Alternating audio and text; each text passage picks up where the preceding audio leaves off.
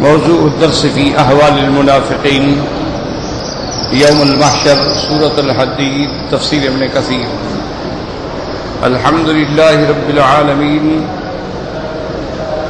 والصلاة والسلام على أشرف الأنبياء وسيد المرسلين سيدنا محمد وعلى آله وأصحابه أجمعين. اللهم صل على سيدنا محمد وعلى آل سيدنا محمد كما صليت على إبراهيم وعلى آل إبراهيم في العالمين إنك حميد مجيد. أعوذ بالله من الشيطان الرجيم. بسم الله الرحمن الرحيم. يوم يقول المنافقون والمنافقات للذين آمنوا انظرونا نقتبس من نوركم قيل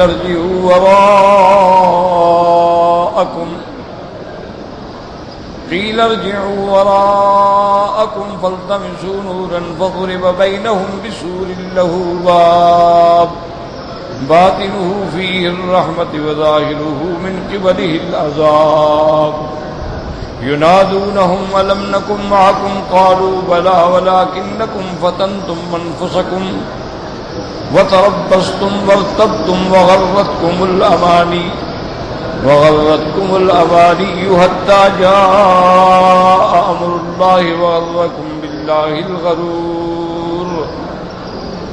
فاليوم لا يؤخذ منكم فدية ولا من الذين كفروا مأواكم النار هي مولاكم وبئس المصير. قال المؤلف والمفسر رحمه الله تعالى أدام النفع بعلومه وعلومكم في الدارين آمين إلى أن قال وقوله تبارك وتعالى يوم يقول المنافقون والمنافقات للذين آمنوا انظرونا نقتبس من نوركم. وهذا إخبار منه تعالى أما يقع يوم القيامة في الأرصاد من الأهوال المزعجة والزلازل العظيمة والأمور الفظيعة. وإنه لا ينجو يومئذ إلا من آمن بالله ورسوله وعمل بما أمر الله به وترك ما عنه زجر. اب مفسر رحمۃ اللہ علیہ ان آیات کی تفسیر بیان فرماتی ہیں کہ اللہ نے خبر دی ہے ان آیات میں کہ قیامت کے میدان میں جو احوال ہوں گے، جو ڈراؤنے احوال ہوں گے، پریشان کرنے والے، بڑے بڑے ہلا دینے والے زلازل ہوں گے اور بڑے پریشان کن امور ہوں گے.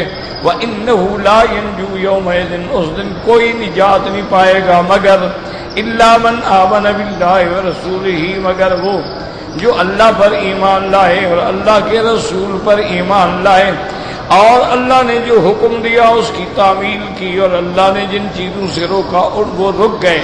ان لوگوں کو اس دن امان ہوگی، ورنہ ہر آدمی ایک عذاب میں ہوگا. قال ابن ابی حاتم حدثنا ابی قال حدثنا عبدۃ بن سلیمان حدثنا ابن المبارک حدثنا صفوان بن عمرو قال حدثني سليم بن عامر قال خرجنا على جنازة في باب دمشق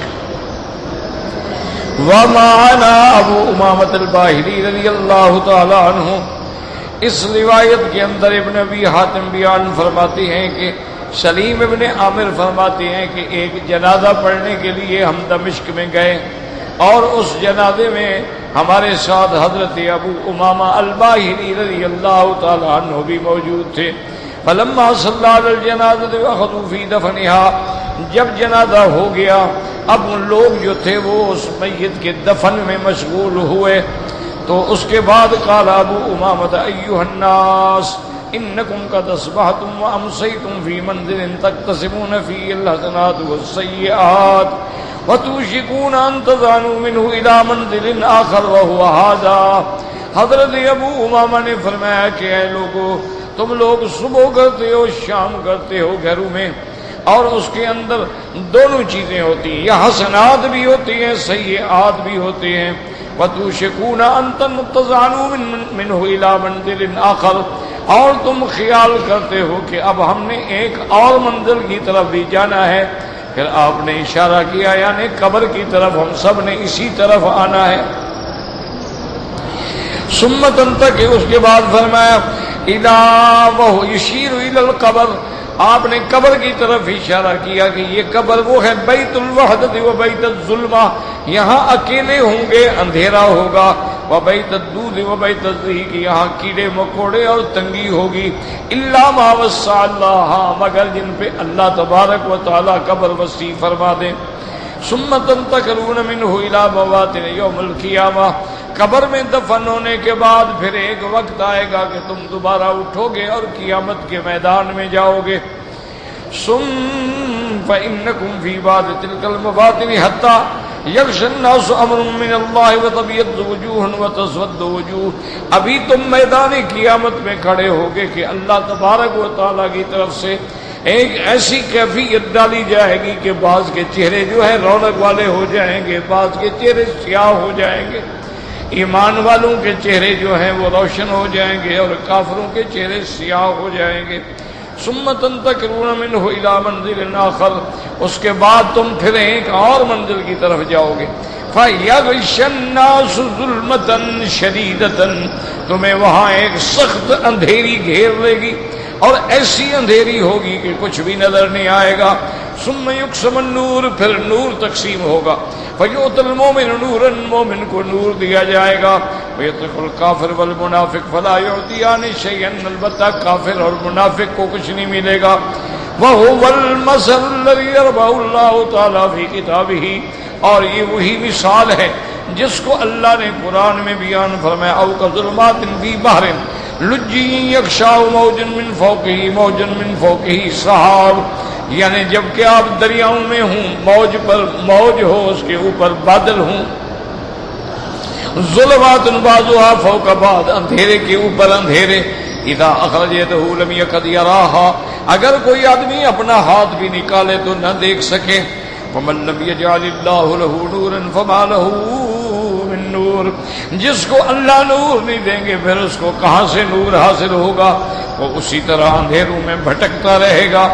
وہ اس کے بعد فرماتی ہیں فلا یستطیع الکافر المنافق بنور المؤمن، اب کافر اور منافق جو ہے وہ مومن کے نور سے بھی فائدہ نہیں اٹھائے گا۔ کما لا یستطیع الاعمی ببصر البصیر، جیسے کہ کوئی اندھا دوسرے کی آنکھ سے نہیں دیکھ سکتا ہے، اسی طرح کافر منافق مومن کے نور سے نہیں فائدہ اٹھا سکیں گے۔ وَيَقُولُ الْمُنَافِقُونَ وَالْمُنَافِقَاتُ لِلَّذِينَ آمَنُوا، اب منافق مرد اور عورتیں پکاریں گے انظرونا نقتبس من نورکم قیل ارجعوا وراءکم فالتمسوا نورا وہی خدعۃ اللہ الذی خدع بها المنافقین حیث قالوا یخادعون اللہ وهو خادعهم، کہیں گے مومنو ٹھہرو ہم تم سے کچھ نور لے لیں گے، وہ کہیں گے پیچھے جا کے نور لے آؤ، یہ ان کے ساتھ وہی معاملہ ہوگا جو دنیا میں مومنوں کے ساتھ کرتے تھے۔ فَيَرْجِعُونَ إِلَى الْمَكَانِ الَّذِي قَسَّمَ فِيهِ النُّورَ فَلَا يَجِدُونَ شَيْئًا، وہ جائیں گے پھر اسی جگہ جہاں نور تقسیم ہوا تھا تو وہاں کچھ بھی نہیں ہوگا۔ فَيَنْصَرِفُونَ إِلَيْهِمْ، پھر وہ مومنوں کی طرف واپس آئیں گے۔ وَقَدْ ضُرِبَ بَيْنَهُمْ بِسُورٍ لَهُ بَابٌ، اب ان کے درمیان میں ایک دیوار آ جائے گی، حجاب آ جائے گا، اس میں دروازہ ہوگا۔ باطنُهُ فِيهِ الرَّحْمَةُ وَظَاهِرُهُ مِنْ قِبَلِهِ الْعَذَابُ، جو لوگ اس دروازے کے اندر چلے گئے وہ جنت کی نعمتوں میں اور رحمتوں میں، اور باہر والے جو ہیں وہ عذاب میں ہوں گے۔ یقول سلیم بن عامر وما يزال المنافق مغترا حتى يكشف النور ويميز الله بين المنافق والمؤمن، سلیم ابن عامر فرماتی ہیں کہ منافق دھوکے میں ہوں گے کہ شاید ہمیں بھی نور مل جائے گا، لیکن جب نور تقسیم ہو جائے گا اب ان پہ بات واضح ہو جائے گی۔ ثم قال حدثنا ابي قال حدثنا يحيى بن عثمان قال حدثنا ابن حيوى قال حدثنا استاد بن منذر قال حدثنا يوسف بن الحجاج النبي امامہ قال صلی اللہ ظلمۃ یوم القیامہ، قیامت والے دن اللہ ایک اندھیری مسلط کریں گے۔ فما من مؤمن ولا کافر يرى كفه، ایسی شدید اندھیری ہوگی کہ مومن ہو یا کافر اس کو اپنا ہاتھ بھی نظر نہیں آئے گا۔ حتی یبعث اللہ بالنور للمؤمنین، اس کے بعد اللہ تبارک و تعالی مومنین کو نور عطا فرمائیں گے بقدر اعمالہم، جتنے ان کے اعمال زیادہ ہوں گے اتنی نور بھی زیادہ ہوگا. منافقون منافق ان کے پیچھے دوڑیں گے اور کہیں گے کہ ٹھہر جاؤ ہم تمہارے نور سے کوئی فائدہ اٹھا لیں. وقال لو فی الضحاک وغیرہ باس بینما الناس فی ظلمت، لوگ قیامت میں ایسے اندھیرے میں ہوں گے. اس باس اللہ نورن، اللہ تبارک و تعالی نور بھیجیں گے. فلما رأى المؤمنون النور توجہوا نحوہ، اب مومنین جو ہیں وہ نور کی طرف جائیں گے.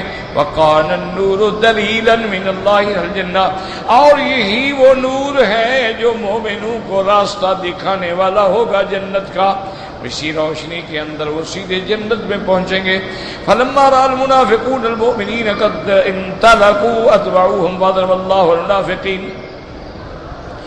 اب منافق جب دیکھیں گے کہ مومنین تو نور میں جا رہے ہیں وہ بھی ان کے پیچھے دوڑیں گے لیکن اللہ ان پہ اندھیرا مسلط کر دیں گے. فقالوا حینئذ انظرونا نقتبس من نورکم، ہماری طرف دیکھیں یا ٹھہریں تاکہ ہم تمہارے نور سے فائدہ اٹھائیں.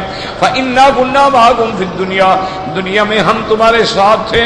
قَالَ الْمُؤْمِنُونَ ارْجِعُوا وَرَاءَكُمْ، مومنین ان سے کہیں گے کہ وہاں لوٹ جاؤ جہاں سے نور تقسیم ہوا ہے. من حيث جئتم من الظلم والتمسوا هنالك النور.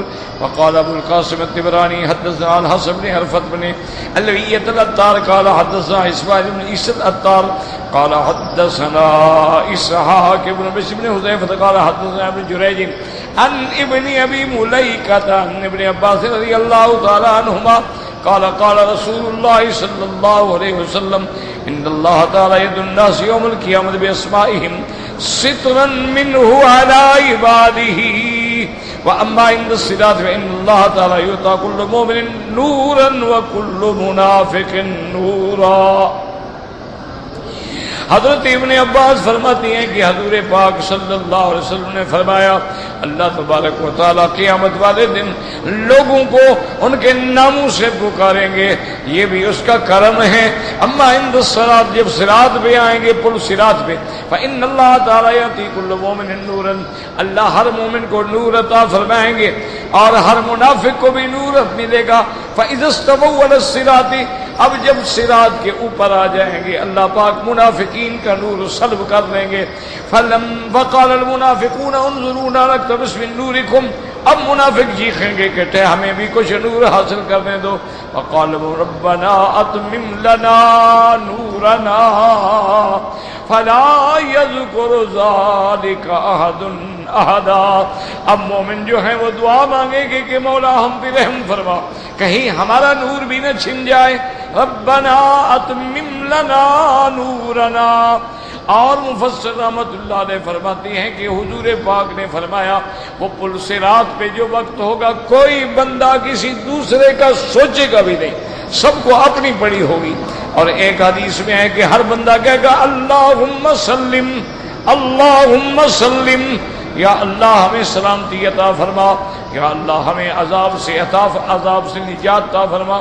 وقولہ تعالی فضرب بینہم بسور لہ باب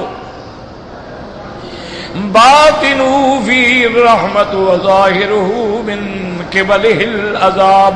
قال الحسن و قتادہ، حضرت حسن قتادہ فرماتے ہیں کہ سور سے مراد کیا ہے؟ هو حائط بین الجنت والنار، جنت اور جہنم کے درمیان میں دیوار ہوگی. وقال عبد الرحمن بن مسلم الذي قال الله تعالى وبينهما حجاب. اب حضرت مجاہد حضرت عبد الرحمن بن زید بن اسلم فرماتے ہیں کہ دوسری جگہ اللہ نے فرمایا حجاب تو وہی حجاب ہوگا، وہ دیوار میں ہو یا کسی اور میں ہو. وهكذا رواه عن مجاهد وغير واحد صحیح باطنه فيه الرحمہ، جو اندر چلے گئے رحمت ہی رحمت جنت ہے. وظاهره من قبله العذاب، اور جو باہر رہ گئے ان کے لیے جہنم ہے. قالوا قتادہ وغیرہ ما قال الجری وقد قیل ان ذلك سور بیت المقدس نوادی جہنم. اور بعض کہتے ہیں کہ سور سے مراد وہ دیوار ہے جو بیت المقدس کے اندر ایک دیوار ہے، یہ وہی دیوار ہے جو وادی جہنم پر ہوگی، اور مومنین جنت میں جائیں گے اور کافر دیوار کے اس. ثم قال حدثنا ابن البرقي قال حدثنا عمرو بن ابي سلمة سعيد بن عطية بن قيس عن ابي العوام مؤذن بيت المقدس قال سمعت عبد الله بن عمرو يقول ان السور الذي ذكره الله في القرآن، وہ فرماتے ہیں کہ میں نے سنا تھا عبداللہ ابن عمرو سے، وہ فرماتے تھے کہ قرآن میں جس سور کا ذکر آیا ہے وَضُرِبَ بَيْنَهُمْ بِسُورٍ لَهُ بَابٌ بَاطِنُهُ فِيهِ الرَّحْمَةُ وَظَاهِرُهُ مِنْ قِبَلِهِ الْعَذَابُ وَالسُّورِ الشَّرْقِيِّ بَاطِنُهُ الْمَسْجِدُ وَمَا يَلِيهِ وَظَاهِرُهُ وَادِي جَهَنَّمَ۔ وہ فرماتی ہیں یہ وہی دیوار شرقی ہے بیت المقدس میں، اس کے اندر میں مسجد ہے اور اس کے باہر میں جہنم ہے۔ ثم روي عن عبادة بن الصامت رضي الله تعالى عنه وكعب الأحبار وعلي بن الحسين وعلي بن الحسين وزين العابدين نحو ذلك۔ اسی طرح حضرت عبادہ نے، حضرت کعب الاحبار نے، حضرت علی بن الحسین، یہ حضرت حسین کے بیٹے ہیں، ان کا نام حضرت ابے کے نام سے علی ہے، وزین العابدین نحو ذلك، انہوں نے بھی یہی کہا۔ وهذا محمول منهم على أن مراد بهذا تقريب المعنى ومثالا لذلك۔ اب مفسر فرماتا ہے کہ دراصل ان بزرگوں کے کہنے کا مقصد یہ تھا کہ ہمیں بات سمجھ آ جائے، ورنہ جہنم کی بات کہاں اور بیت المقدس کی بات کہاں۔ انہوں نے سمجھایا دیکھو بھائی یہ دیوار ہے، اندر مسجد ہے، باہر ویران ہے، اسی طرح وہاں دیوار ہوگی، اندر جنت ہوگی اور باہر والے عذاب میں ہوں گے، تو یہ وہ بات سمجھا رہے ہیں۔ لا ان هذا هو الذي يريد من القرآن هذا الجدال وهي نفس المسجد وما وراءه من وادي البر ووادي جهنم فإن الجنة في السماوات في أعلى عليين، جنت آسمانوں میں ہے، اور اس کے بعد والنار في الدركات اسفل سافلين، اور جہنم نیچے ہے، تو برابر کیسی ہو سکتی ہے؟ وقول قابل الاحبار ان الباب المذکور فی القرآن باب الرحمت الذی هو احد ابواب المسجد، اور کعب احبار کہتے ہیں کہ باب جو ہے یہ وہی ایک دروازہ ہے جو بیت المقدس میں دروازہ ہے، اس کا نام جو ہے باب الرحمہ ہے۔ لیکن مفسر فرماتا ہے یاد رکھو فہذا من اسرائیلیاتہ وترہاتہ، انہوں نے فرمایا یہ قابل احبار کی روایتیں ہیں، اسرائیلی کتابوں سے ہیں، اور وہاں سے اس کو بنڈل کتابوں مل گیا تھا، اسی سے دیکھ کے بتاتے رہتے تھے۔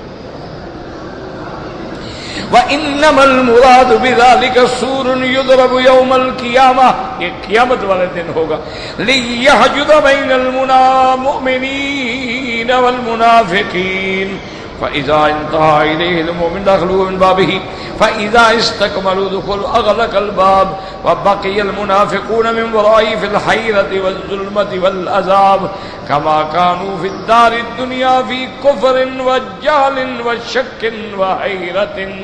اب مفسر فرماتا ہے کہ صحیح بات یہ ہے کہ اس دیوار سے مراد، اس دروازے سے مراد یہ قیامت کی باتیں ہیں، قیامت میں ہوگا، اور جو دروازے سے گزر جائیں گے وہ جنت میں ہوں گے اور باقی جہنم کے عذاب میں ہوں گے۔ وہ حیرت و ظلمت بھی ہوں گے، جیسے دنیا میں وہ کفر میں تھے، جہالت میں تھے، شک میں تھے، تو دنیا میں بھی تو اندھیروں میں بھٹکتے رہے اور قیامت میں بھی پھر اندھیرے ہی بھی نہیں۔ ینادونہم الم نکم معکم، اب پکاریں گے مومنو ٹھہرو ہم بھی تمہارے ساتھ تھے دنیا میں، ہمیں کیوں چھوڑ کے جا رہے ہو؟ اے ینادی المنافقون المؤمنین ما کننا معکم فی الدار الدنیا، ہم دنیا میں تمہارے ساتھ تھے، نشہد معکم الجمعات، ہم جمعہ پہ اکٹھے ہوتے، وصلی معکم جماعات، ہم تمہارے ساتھ جماعتوں میں نماز میں اکٹھے ہوتے تھے، وَنَقِفُ مَعَكُمْ بِعَرَفَاتِ، ہم حج میں بھی اکٹھے ہوتے تھے، وَنَحْضُرُ مَعَكُمُ الْغَزَوَاتِ، ہم غزوات میں بھی تمہارے ساتھ تھے، وَنُؤَدِّي مَعَكُمْ صَائِرَ الْوَاجِبَاتِ، اور جو واجب امر ہیں ہم سارے پورے کرتے تھے، آج ہمیں کیوں چھوڑ کے جا رہے ہو؟ قالوا بلا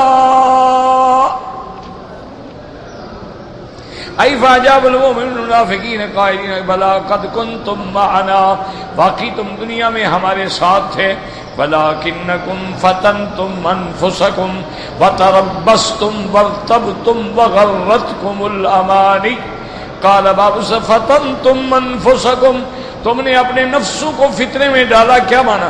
باللذات والمعاصی والشہوات، تم نے اپنے آپ کو دنیا کی لذتوں میں، شہوات میں، خواہشات میں، شراب و کباب میں ڈالے رکھا. وتربصتم، اور انتظار کرتے رہے. اخرتم التوبة من وقت الى وقت، کہتے رہے اچھا بھائی توبہ کر لیں گے، ابھی تو جوانی ہے، ابھی تو کھا پی لیں. وقال قتادہ تربصتم بالحق واہلہ، یعنی تم اسی طرح تاخیر کرتے رہے. ورتب، تم شک میں پڑے رہے. بالبعث بعد الموت، یار مرنے کے بعد کون اٹھے گا. وغرتکم الامانی، اور تمہیں امیدوں نے دھوکے میں ڈال دیا. اے قل تم سیغفر لنا وقیل غرتکم الدنیا، تمہیں یہ خیال تھا کہ بھائی جیسے ہمیں یہاں مل گئی دولت وہاں بھی اللہ ہمیں دے دیں گے. یہی جھوٹی امیدیں جو ہیں ان میں تم مارے گئے. حتی جاء امر اللہ، اے ما زلتم فی ھذا حتی جاءکم الموت، تم اسی چکر میں رہے اور موت آ گئی. وغرکم باللہ الغرور، الشیطان، تمہیں دھوکے میں ڈالا شیطان نے. قال قتادہ قال خذت من الشیطان واللہ ما زالوا علیہ طاقته اللہ فی النار، شیطان کے دھوکے میں ایسے پڑے کہ جہنم میں پہنچے. ومعنى هذا الكلام من المؤمنين المنافقين انكم كنتم معنا اي بابدان لا نية لها ولا قلوب معها. مومن کہیں گے بدبختو تم ہمارے ساتھ تھے، بدن ہمارے ساتھ تھے، نہ نیت ہمارے ساتھ تھی، نہ تمہارے دل ہمارے ساتھ، تو اندر سے تو تم کافر تھے. وانما كنتم في حيرة وشك، تم تو شک میں پڑے ہوئے تھے. فَكُنْتُمْ تُرَاؤُونَ النَّاسَ وَلَا تَذْكُرُونَ اللَّهَ إِلَّا قَلِيلًا، تم نمازیں بھی پڑھتے تھے تو دکھانے کے لیے پڑھتے تھے، تم اللہ کا ذکر نہیں کرتے تھے مگر تھوڑا دکھانے کے لیے. قال مجاہد کا منافقون بعضهم احيانا يناكحونهم ويغشونهم ويعاشرونهم وكانوا معهم امواتا ويؤتون النور جميعا يوم القيامة يدفعون المنافقين إذا بلغوا السور وما بينهم حينئذ. حضرت مجاہد فرماتے ہیں کہ دنیا میں منافق جو تھے وہ مومنوں کے ساتھ رہتے تھے، کھاتے تھے، پیتے تھے، آپس میں رشتے بھی ہوتے تھے، آنا جانا بھی ہوتا تھا، اسی طرح موت و حیات بھی ہوتی تھی. لیکن جب موت آ گئی اور قیامت والے دن اللہ نور بھی پہلے سب کو دے دیں گے، لیکن منافقوں کا نور بجھ جائے گا اور مومن روشنی میں کامیاب ہو جائے. اس دن فیصلہ ہو گیا کہ اب کون کھرا ہے اور کون کھوٹا ہے. وَهَذَا الْقَوْلُ لَا يُنَافِي قَوْلَ الَّذِي يَقُولُ اللَّهُ تَعَالَى بِهِ الْمَسْكُولُ، یہ بات اسی طرح جیسے دوسری جگہ بھی قرآن میں ہے كُلُّ نَفْسٍ بِمَا كَسَبَتْ رَهِينَةٌ إِلَّا أَصْحَابَ الْيَمِينِ فِي جَنَّاتٍ يَتَسَاءَلُونَ عَنِ الْمُجْرِمِينَ مَا سَلَكَكُمْ فِي سَقَرَ، قیامت میں پوچھیں گے او جہنمی کیوں جا رہے ہو جہنم؟ قالوا لم نک من المصلین، ہم نماز پڑھنے والے نہیں تھے، ہم مومن نہیں تھے. ولم نک نطعم المسکین، ہم غریبوں کو کھانا بھی نہیں کھلاتے تھے. وکننا نخوض مع الخائضین، ہر جھوٹ بکنے والے کے ساتھ ہم بھی بکتے رہتے تھے. وکننا نکذب بیوم الدین، ہم قیامت کی تکذیب کرتے تھے. حتی اتانا الیقین، حتی کہ موت آ گئی. کما قال ہاہنا فالیوم لا یؤخذ منکم فدیہ ولا من الذین کفروا ای لو جاء احدکم بملء الارض ذهبا ومثله ومعه لیفتدی به من عذاب اللہ ما قبل منہ. اگر یہ ساری زمین سونے کی بھر کے بھی لے آؤ کہ جہنم سے چھٹکارا مل جائے نہیں ملے گا، وہاں کچھ نہیں ہوگا. وقولہ تعالی مأواکم النار ہی مسیرکم وإلیہا منقلبکم، یہی تمہارا ٹھکانہ ہے جہنم، اسی کی طرف لوٹنا ہے تم نے. ہی مولاکم، یعنی اولا بکم من کل منزل، ہر منزل سے یہ اب تمہارے لیے سب سے بہتر سزا ہے. علی کفرکم وارتیابکم وبئس المصیر، تو تمہارا کتنا برا ٹھکانہ ہے. اللہ تبارک و تعالی ہمیں آپ کو جہنم سے ہر کلمے پڑھنے والے کو بچائے.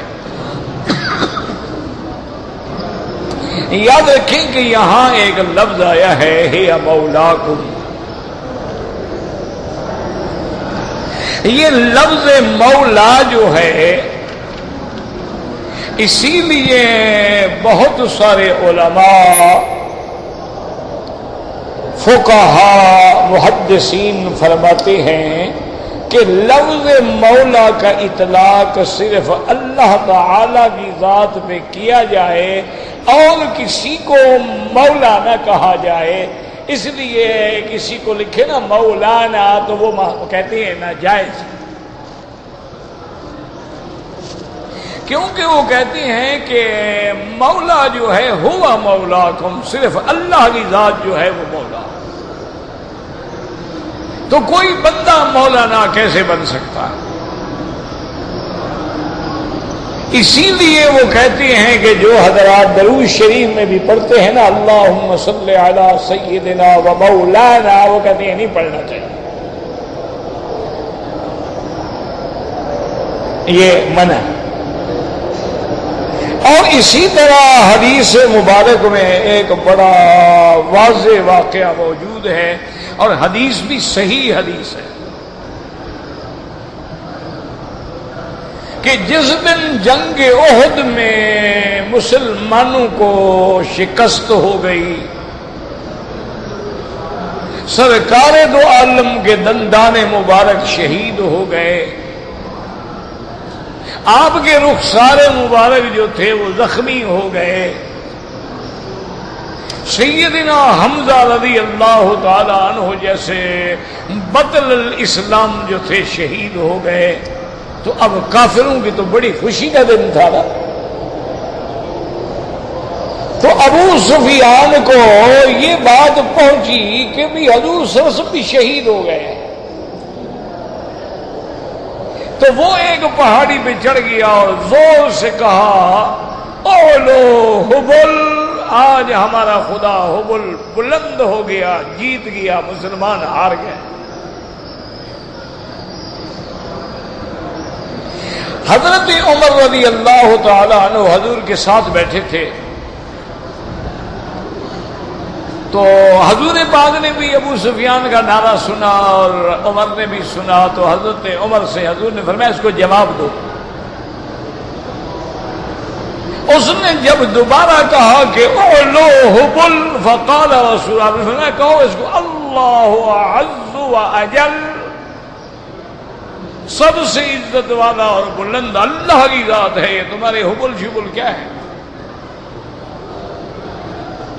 تو ابو سفیان نے دوسرا نعرہ بلند کیا لنا العزا ولا عزا لکم. عزا بھی ان کے خدا کا نام تھا، اللہ کی شان ہے. بعض بت جو تھے وہ نام جو ہے مردوں والے تھے اور بعض کے نام عورتوں والے تھے، عورتیں بھی خدا تھی. اور ان کا عقیدہ یہ تھا کہ جتنے فرشتے ہیں یہ سب اللہ کی بیٹیاں ہیں. دلیل کیا ہے؟ انہوں نے کہا دلیل یہ ہے کہ دیکھو اللہ نے فرشتوں کو چھپا کے رکھا ہوا ہے نا، لڑکیاں تو چھپنے والی چیز ہے نا، پردے والی چیز ہے، اللہ نے ان کو پردے میں رکھا ہے. تو اس کا معنی یہ ہے کہ یہ ضرور اللہ کی لڑکیاں ہیں. تو اس نے دوبارہ نعرہ لگایا کہ لنا العزا ولا عزا لکم، آج عزا خدا ہمارے ساتھ ہے، تمہارے ساتھ نہیں ہے. تو حضور نے فرمایا عمر جواب دو کہ اللہ مولانا ولا مولا لکم، اللہ ہمارا مولا ہے، تمہارا تو مولا نہیں ہے. تو اس حدیث مبارک سے بھی حنابلہ رحمہم اللہ علیہم اور اسی طرح جو ابن حزم ظاہری ہیں اور اسی طرح شوکانی ہیں وہ یہ کہتے ہیں کہ بھی لفظ مولا نہ کا اطلاق اللہ کے سوا کسی پہ نہیں. کہتے قرآن میں دیکھو نعم المولا و نعم النصیر.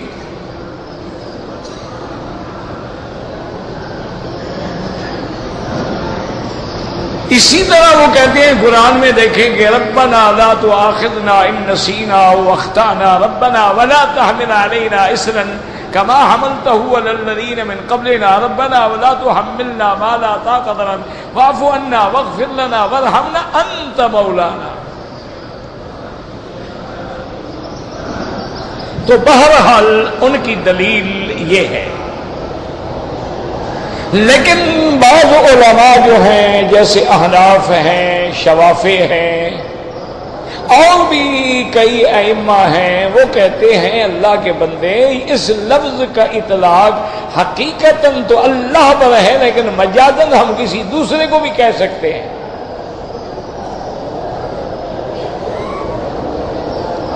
کیوں؟ انہوں نے کہا کہ یہ دیکھو کہ لفظ مولا جو ہے پہلے اس کے معنی پہ بھی تو غور کرو. مولا کا معنی ولایت سے بھی ہے، ولایت سے بھی ہے، مولا بمانے اولا بھی ہے، مولا بمانے ابن ام بھی ہے، مولا بمانے ناصر بھی ہے، مولا بمانے مددگار بھی ہے، مولا بمانے سردار بھی ہے، مولا بمانے خادم بھی ہے. انہوں نے کہا ایک لفظ کے تو کئی معنی ہیں. انہوں نے کہا باقاعدہ روایت کا مولا القوم منہم کہ قوم کا جو خادم ہے وہ بھی ان میں شمار ہوگا، تو وہاں لفظ مولا ہے. اسی طرح وہ فرماتے ہیں کہ حضور صلی اللہ علیہ وسلم کی یہ عادت مبارک تھی کہ جب کوئی میت آتی، جنازہ آتا، تو آپ پوچھتے تھے کہ حل علیہ دین، کیا اس بندے پہ کوئی قرضہ تو نہیں؟ تو اگر صحابہ کہتے، اس کے وارث کہتے کہ یا رسول اللہ علیہ دین، قرضہ ہے اس پر، فرمایا حل ترک وفاء، اس نے اس قرضے کے لیے کوئی جائیداد کو پیسہ چھوڑا ہے کہ اس کے بعد اس کا قرضہ ادا کیا جائے؟ انہوں نے کہا ہاں یا رسول اللہ، قرضہ بھی ہے لیکن اس کی جائیداد بھی ہے. تو آپ نے بات پڑھ دی.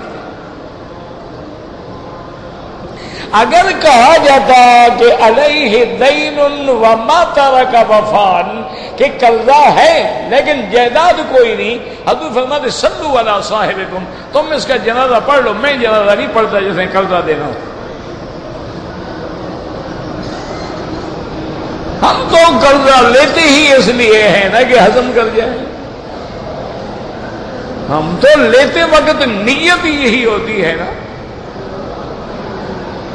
میرا اپنا ایک دوست ہے، نام تو میں نہیں لیتا چونکہ سب لوگ جانتے ہوں گے، پرانی بات ہے، ہم کٹھے بیٹھے تھے تو اس نے ایسے چائے پی رہے تھے یا کافی پی رہے تھے، میں نے اخبار میں پڑھا تھا تو میں نے اس سے کہا یار، میں نے کہا تم پاگل تو نہیں ہو گئے؟ کہتے کیا بات ہے؟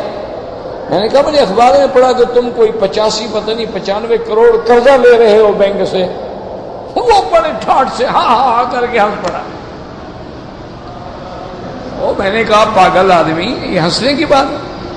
اس نے کہا مکی صاحب قرضہ اس لیے تو لیا ہے نا، بینک غریبوں کو کھاتے ہیں، ہم مگر مچھ بینکوں کو کھاتے ہیں. تو میں نے کہا کیسے کھاتے ہو؟ نے کہا میں نے کو پیسے دینے ہیں، پیسہ ہم نے لے لیا ہے، شوگر مل کا ڈھانچہ ایک بنا لیں گے، زمین جس کی قیمت 20 لاکھ تھی ہم نے اس کو 50 لاکھ لکھوایا ہوا ہے، کل کو اگر کوئی چھین بھی لیں بیچیں بھی تو ان کو تو پیسے نہیں ملتے. اور دوسرا اس نے کہا مکی صاحب آپ تسلی رکھیں، پہلے ہم یہ ڈھانچہ بنائیں گے، ان سے سارے پیسے لے لیں گے، پھر دیواریں کھڑی کریں گے، اس کے بعد اس کو بھی آگ لگا لیں گے، پھر انشورنس سے پیسے لیں گے، اس کے بعد پھر ہم کہیں گے جناب سب کچھ تباہ ہو گیا، قرضہ کہاں سے دیں؟ معاف کر دیں، قرضہ معاف ہو جائے. جب وہ چیز ہی نہیں بچی ہے جناب تو ہم کہاں سے دیں؟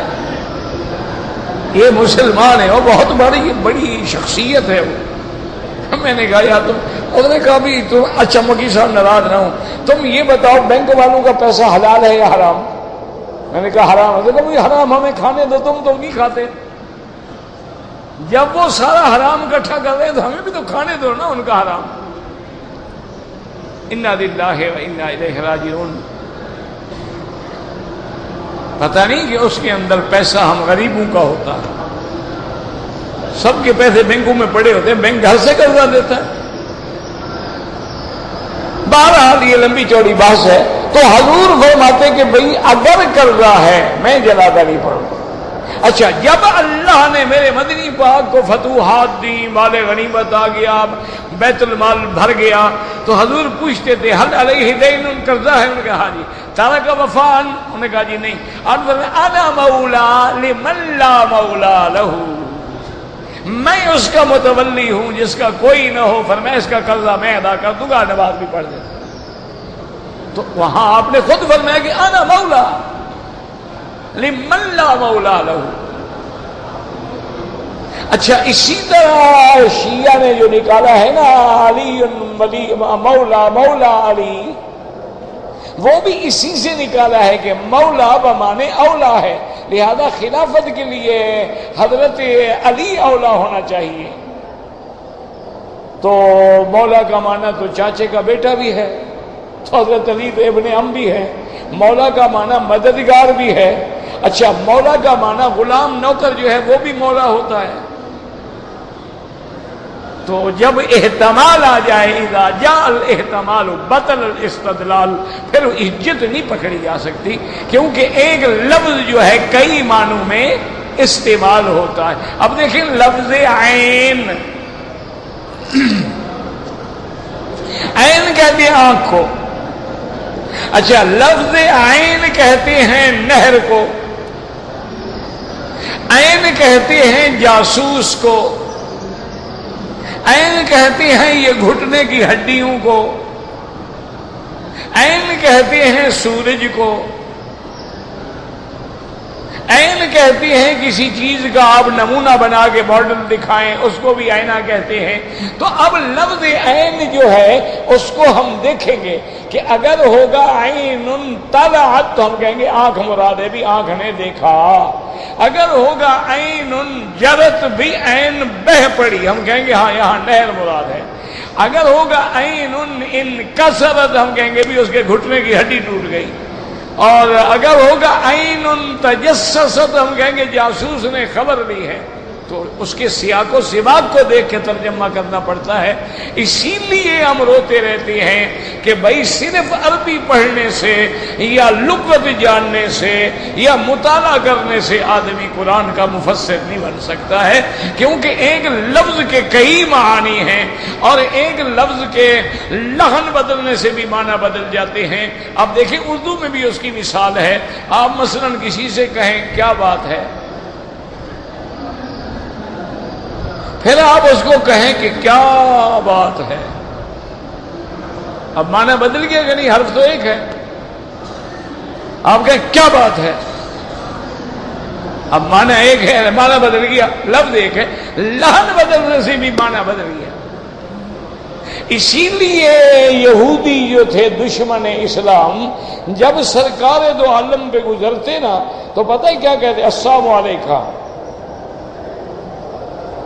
ایک دن بی بی عائشہ بھی ساتھ بیٹھی ہوئی تھی، ایک یہودی جو گزرا تو اس نے کہا السلام علیکم، اس نے کہا وعلیک وعلیک اللعنۃ والغضب اللہ۔ وہ چلا گیا۔ حضور نے فرمایا بی بی عائشہ تم کیوں روڈ ہو گئی، تم کیوں اتنی سخت ہو گئی؟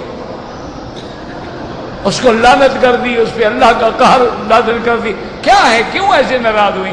اس نے کہا حضور پتہ نہیں اس بدبخت نے آپ کو کیا کہا؟ اس نے کہا السلام علیکہ، تو سلام بمعنی سلامتی ہے، لام نکال لو تو معنی موت ہے۔ اس نے کہا السلام علیکہ یعنی محمد مصطفیٰ اللہ کرے آپ مر جائیں۔ تو حضور نے فرمایا عائشہ پر چڑنے کی کیا بات ہے؟ اس نے کہا اگر السلام علیکہ تو میں نے بھی تو کہا تھا نا وعلیکہ تم پر، تو اللہ نبی کی دعا سنے گا یا اس بدبخت کی دعا سنے گا؟ اس نے کہا میں نے بھی کہہ دیا وعلیکہ، گالیاں دینے کی کیا ضرورت ہے؟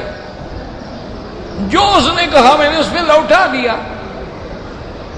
اب اسی طرح راعنا، قرآن میں آتا ہے نا راعنا، اچھا اس کو ذرا وہ دبا کے پڑھتے تھے راعینا، تو راعنا اگر پڑھا جائے تو منع ہوگا ہمارے ساتھ مہربانی کریں جی، ہماری بھی تو بات سنیں نا، اور اگر آپ پڑھیں راعینا تو منع ہوگا تم ہمارے چرواہے ہو، ہماری بکریاں چرانے والے، ہماری بات نہیں سنتے ہو. تو اب ذرا سی بات میں معنی بدل گیا. تو اس لیے ضروری ہوتا ہے کہ علماء کی صحبت اختیار کریں جنہوں نے باقاعدہ علم پڑھا ہو، ورنہ بات یہ ہے کہ پھر وہی ہوگا ہم دعا لکھتے رہے اور وہ دغا پڑھتے رہے. ایک ہی نقطے نے محرم سے مجرم کر دیا. اللہ آپ کو بھی اور ہمیں بھی صحیح قرآن و حدیث کی سمجھ عطا فرمائے اور اس پہ عمل کرنے کی توفیق عطا فرمائے.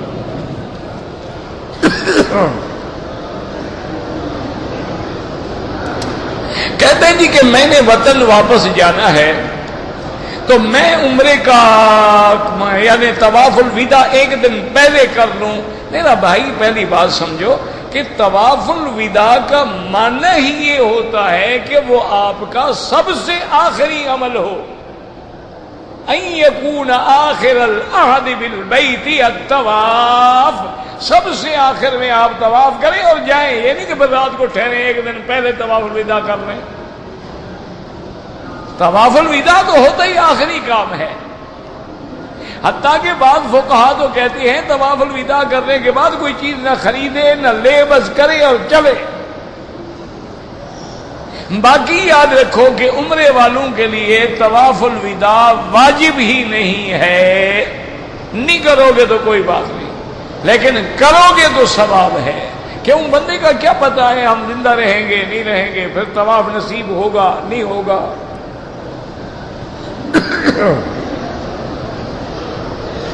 کہتے جی کہ ایک ڈاکٹر ہیں پتہ نہیں نائک، وہ کہتے ہیں کہ مشکات شریف جو ہے وہ صحیح نہیں ہے، دعا کرو اللہ اس کو ہدایت دے. یہی مصیبت ہے نا، وہ عالم نہیں ڈاکٹر ہے. پھر ڈاکٹر ہے تو سرجن آپریشن ہی کرنا ہے نا. اب اس شریف آدمی کو یہ پتہ نہیں کہ مشکات میں تو متفق علیہ حدیثیں ہیں، مشکات میں تو بخاری مسلم کی حدیثیں ہیں. شریف آدمی کیسے وہ صحیح نہیں ہے؟ اصل مشکل کیا؟ مشکل یہ ہے وہ بیچارہ خود عالم نہیں ہے. وہ تو عیسائیت کے خلاف کام کرنے والا بندہ ہے.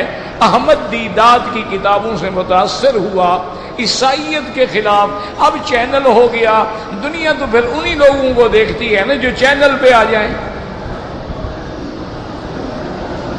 کیوں؟ ایک وقت میں کروڑوں لوگ دیکھ لیں گے، ورنہ وہ تو غریب عالم ہی نہیں ہے بیچارہ. یعنی میں کوئی اعتراض نہیں کر رہا ہوں، تو میرے پاس آیا تھا کہ مجھے قرآن پڑھنا نہیں آتا، کسی قاری کو کہو مجھے قرآن سکھائے. میں نے اس کو استاد مہیا کیا. انہوں نے کہا میں حدیث غلط پڑھتا ہوں، مجھے کوئی استاد دو جو گرامر سکھائے. میں نے ڈاکٹر سعید صاحب کو منت کی اور انہوں نے 3 مہینے پڑھایا. یہ تو وہ بندہ ہے اس کو تو عبادت پڑھنی نہیں آتی، اس کو تو ابھی تک یہ بھی پتا نہیں کہ اسم فاعل اور اسم مفعول میں کیا فرق ہے. اللہ ہدایت دے. میرا دوست ہے، میں نے اس کو منت کی، مجھے ملا. میں نے کہا خدا کے لیے جو تمہارا کام ہے اسی پہ رہو، تم اپنے آپ کو ادھر ادھر نہ ڈالو، ورنہ ایک دن ایسا آئے گا تمہارا کچھ بھی نہیں بچے گا. حضرت مودودی رحمت اللہ علیہ کو سارے علماء مانتے تھے، بڑے بڑے علماء، جلیل القدر علماء، حضرت ابو الحسن علی ندوی، حضرت منظور نعمانی، بڑے یعنی لوگ جو تھے وہ سارے مودودی صاحب کے ساتھ تھے. لیکن جب مودودی صاحب کو مسائل میں جھگڑا شروع ہوا، آپ نے رسائل مسائل شروع کر دی، آپ نے تفسیر ماشاءاللہ شروع کر دی. نتیجہ یہ نکلا سارے علماء چھوڑ گئے، ایک عالم بھی پھر آپ کے ساتھ نہیں رہا. جو ان کا سب سے زیادہ قریبی عالم تھے حضرت اصلاحی امین حسن اصلاحی، وہ بھی چھوڑ گئے. ڈاکٹر اسرار صاحب ان کے ساتھ سب چھوڑ گئے. کیوں چھوڑ گئے تھے؟ کہ وہ بھی انہی مسئلوں کے چکر میں آگے. عالم تھے نہیں بیچارے، تھے مطالعے کی پیداوار. اسٹڈی کر کے بیان کر دینا یہ تو کوئی مسئلہ نہیں ہوتا ہے. آپ بھی 4 تقریریں پڑھ لیں. وہ میں ایک دفعہ گیا یورپ میں تو میرے دوست ہیں ہمارے مولوی دوست مولوی برادری ہوتی ہے وہ آئے کہنے لگے مکی صاحب آپ نے ہماری جان چھڑوا دی. میں نے کہا کیا مطلب؟ انہوں نے کہا بھی جمعہ کا دن میں ہمیں 20 منٹ تقریر کرنی ہوتی ہے ہم آپ کی کوئی ایک کیسٹ سن لیتے ہیں جا کے 20 منٹ جناب وہاں ٹکا کے تقریر کر دیتے ہیں. اگلے کہتے ہیں ماشاءاللہ آج ہمارے مولوی نے بڑا مطالعہ کیا ہوا ہے. تو ہماری تو جان چھوٹ گئی نا کہ سیرت کی آپ کی تقریباً 24 کیسٹ ہیں ہمارے تو 48 جمعے اس میں گزر جاتے ہیں. پھر کثرت القرآن شروع کر دیتے ہیں. پھر خلفائے راشدین اللہ آپ کو جزا دے ہماری جان چھڑا دی. نہ کتابیں پڑھنی پڑتی ہیں نہ مطالعہ کرنا پڑتا ہے نہ بات کی ذمہ داری ہوتی ہے. کوئی بھاگا ہو بھی گئی تو ہم کہیں گے مولوی مکی کو پکڑو اس نے کہا ہم نے تو کیسٹ میں سنا. میں نے کہا بھی تم اچھے تکرے ہوئے. دعا کرو اللہ پاک اس ڈاکٹر صاحب کو ہدایت دے. میرا دوست ہے میرا عزیز ہے میرا بچوں کی طرح یعنی میں نے اس سے بڑی ہدایت کی ہے نا کہ اللہ ہدایت دے. اب شہرت ہو جائے نا پھر ہم غریبوں کی کون سنتا ہے.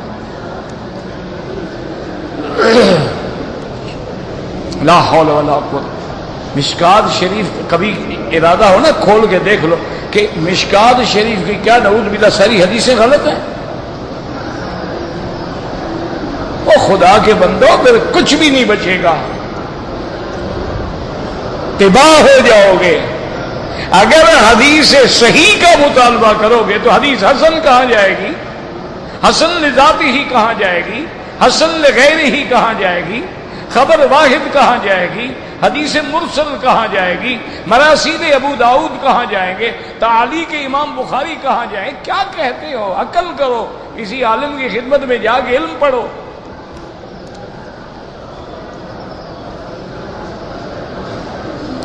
کہتے جی کہ اسلام کو سب سے زیادہ نقصان کس نے پہنچایا؟ منافقین نے. وہ قادیانی ہو وہ روافض ہوں اصل تو منافق ہے نا کہ ظاہراً اسلام اندر کفر.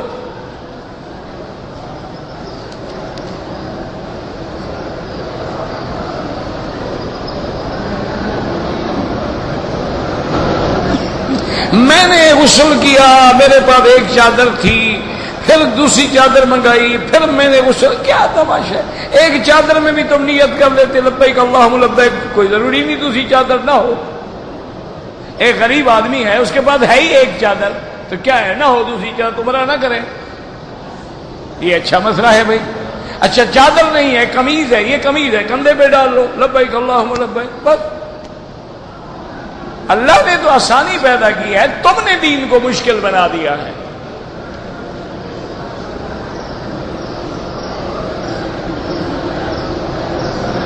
میں ختم نبوت کا ایک کارکن الحمدللہ. آپ پاکستان کب آئیں گے؟ ابھی تو میرا بھائی 8 سال ہو گئے میں نہیں گیا. ہر سال تیاری کرتا ہوں اور اللہ کی مرضی ہے اللہ جانے دیں گے تو جائیں گے نا.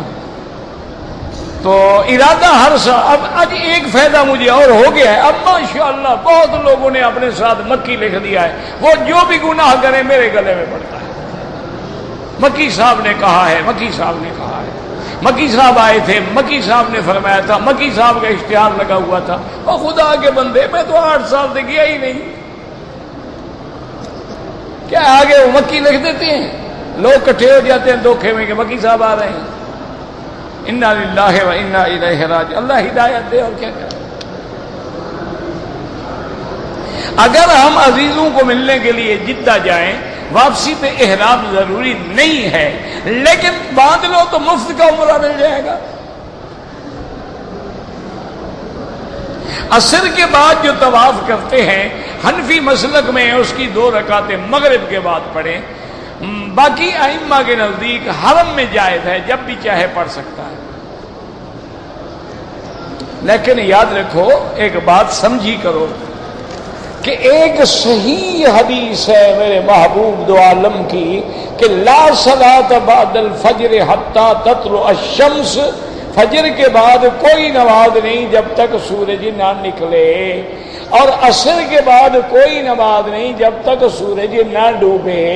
اچھا، باقی ائمہ فرماتے ہیں کہ ایک حدیث ہے، حضرت ابی ذر نے فرمایا تھا من یعرفنی فلیعرفنی من لم یعرفنی فانا جندب بن دعامہ قال رسول اللہ صلی اللہ علیہ وسلم لا صلاة بعد الفجر حتى تطلع الشمس ولا صلاة بعد العصر حتى تغرب الشمس الا بمکہ الا بمکہ الا بمکہ۔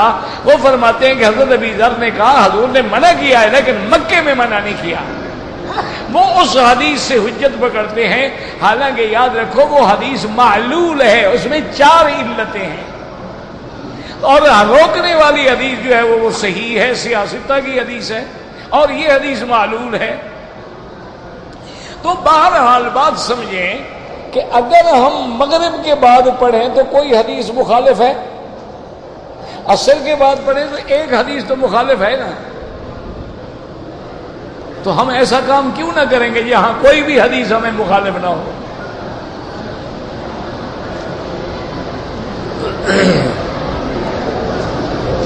اہل مکہ عمرہ کریں تو مسجد عائشہ، جیغانہ، طائف، عرفات، جہاں سے چاہیں کریں۔ تو بھائی اتنا لمبا چوڑا اب میں پڑھتا رہوں تو پھر ہوگا کیا؟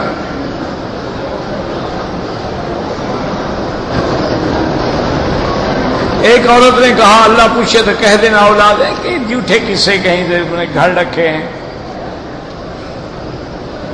والد کی طرف سے عمرہ بالکل کر سکتے ہیں۔ اگر کسی پہ دم آ جائے، دم مکے میں دیا جاتا ہے کسی دوسرے ملک میں نہیں، جب اللہ توفیق دے دے تو۔ پاکستان میں اسلامی بینک ہے، میزان ہے، میرا بھائی میں نے بھی سنا ہے، لیکن میں نے ان کے کوئی سارے ڈاکومنٹ تو نہیں پڑھے، نہ ان کے سارے کیٹلاگ دیکھے ہیں۔ بہرحال باقی بینکوں سے بہتر ہے، اسلام کی طرف چل تو پڑے ہیں نا، اگر آپ مدد نہیں کریں گے وہ فیل ہو جائیں گے۔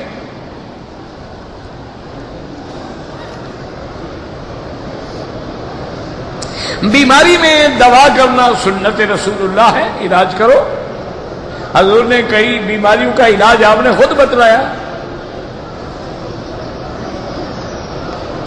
اگر صفا مروہ اور حلق سے پہلے احرام کھول لیا تو دم پڑے گا، بالکل پڑے گا۔ دم کی وسعت نہ ہو 10 روزے رکھ لو۔ صفا مروہ نہیں دوڑا، دم پڑ گئی۔ اگر الٹی کپڑے پہ آ جائے تو دھو ڈالیں۔ احرام کی حالت میں سگریٹ پینا ڈبل حرام ہے۔ آج کل اشراق جو ہے، یہ جو گھڑیوں میں لکھا ہوتا ہے نا وقت، یہ سورج نکلنے کا ہے، اس سے 20 منٹ بعد پڑھے گا۔ طواف وداع نہیں ہوتا عمرے میں، طواف زیارت نہیں ہوتا عمرے میں، وہی پہلا طواف ہے، وہی سب کچھ ہے، اور وداع واجب نہیں، کریں تو بڑی اچھی بات ہے۔ ربنا تقبل منا انك انت السميع العليم وتب علينا انك انت التواب الرحيم۔